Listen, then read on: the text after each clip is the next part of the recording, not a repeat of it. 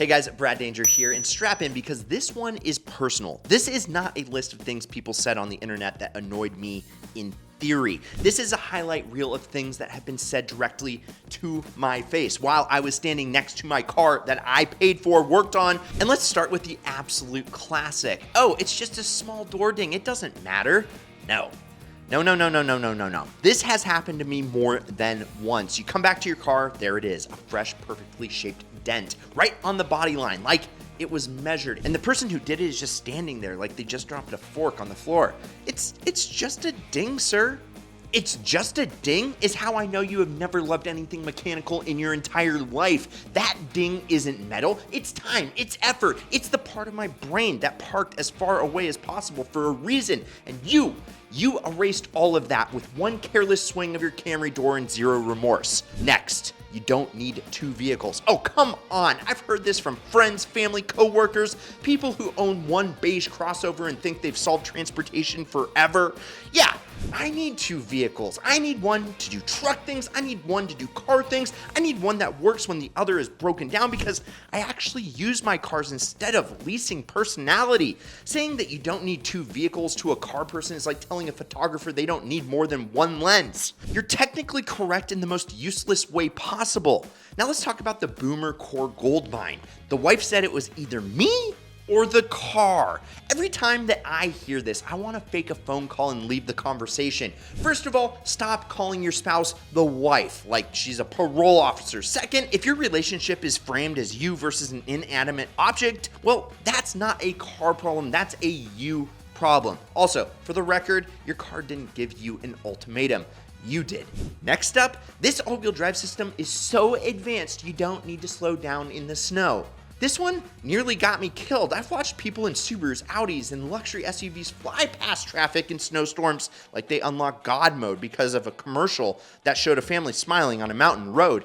All-wheel drive, yeah, it helps you. It does not help you stop. It does not change physics. It does not grant you immunity. I've literally seen people with all-wheel drive and snow tires and dishes because they thought grip was permanent. All-wheel drive doesn't make you invincible. It just makes you confident enough to crash harder. Now let's get into one of my personal favorites. I don't change the oil, I just add more. This was said to me by someone who owned a Cadillac, which honestly, that tracks. And here's the thing, I almost get where they're coming from. Almost. If you've got an engine that leaks oil aggressively enough and you're constantly topping it off, technically oil is being refreshed. But that's not maintenance, that's denial with a dipstick. Oil doesn't just lubricate, it carries contaminants, it breaks down, it turns into sludge. Adding fresh oil to top off old oil doesn't reset the clock, it just dilutes the problem until the engine just gives up. And yeah, the North Star jokes exist for a reason. GM absolutely earned those. But even then, the punchline is fix your engine or accept your fate. Next. Did you get the V4 or the V6? This one happens constantly, and it's never asked with hesitation. It's always asked confidently, like the person is proud of themselves for remembering engine shapes exist. Now, it's not a V4. It's not a V6. And if you're looking at Subaru, it's neither of those things at all. I don't even get mad anymore. I just nod and say, yeah, the wide one, and watch their brain just reboot. Now, let's talk about oil lights. I didn't know the light meant change the oil, so I just left it alone. I have heard this exact sentence more than once. This is like saying, I don't know what pain meant. My arm was broken, so I just ignored it. Warning lights are not suggestions, folks. They are not vibes. They are not optional.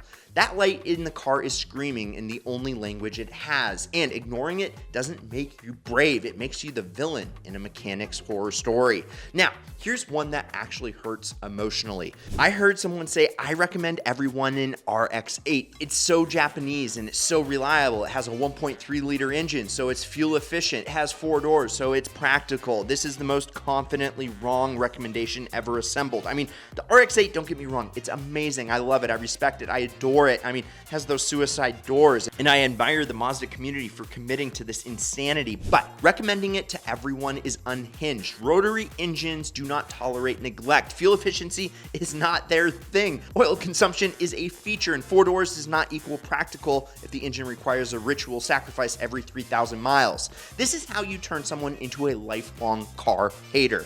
Next, you just throw the spare tire away after one use. That was said by someone actively helping change a tire. He then proceeded to dent the car, declare there was nothing to put the jack in, and explain that he never used the parking brake. We removed him from the situation violently. Hey guys, real quick, Rocky from New York didn't think he'd win either until he actually did. GTR, cash, flight out here, weekend with us, car shipped home, life changed forever. If you've ever said, I never win anything, this is your moment to prove yourself wrong. Click the pinned comment, sign up, get entered, and go claim your shot. Now, back to the show. Now, let's talk about the dating special. Oh wow, this thing is fast. Is it a Honda? I was driving a Focus ST. I still think about this sometimes. Or the variant, where did you park your van car? It was a hatchback. I did not see her again. Next up, annual service is a scam. This always comes from someone who has never owned a car past the warranty period. Yeah, some dealerships upsell nonsense. No, that does not mean maintenance is fake. Preventative maintenance is not a conspiracy. It's cheaper than reactive maintenance. That's it. That's the whole argument. And now here is a subtle one. Why does your car shake every time that you park? Because it's a manual.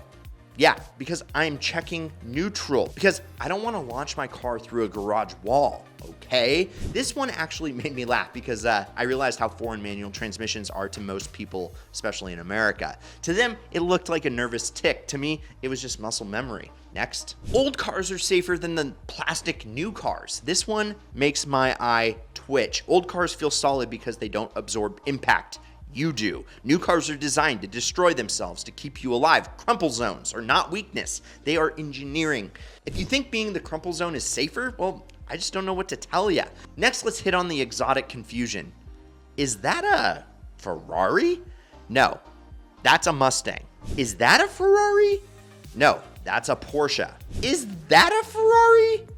No, that's the ceiling. I honestly don't even correct people anymore, especially with the Corvettes. I just say yes and keep walking. Then there is this gem. Why do you need a car with that much horsepower?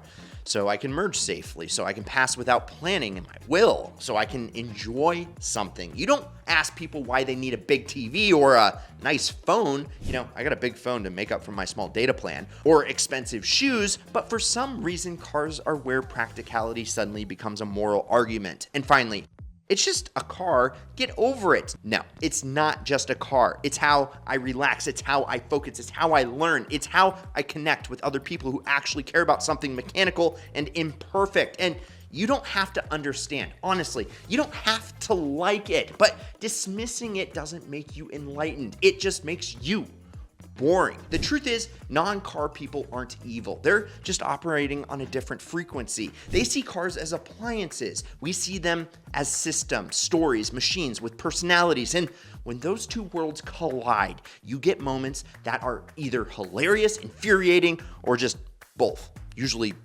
both. If you've been into cars long enough, you've heard every single one of these, and if you haven't yet, well, don't worry, you will. And when you do, you're gonna smile and just take a deep breath and remind yourself that not everyone needs to understand why this stuff actually matters. They just need to not touch your door with theirs.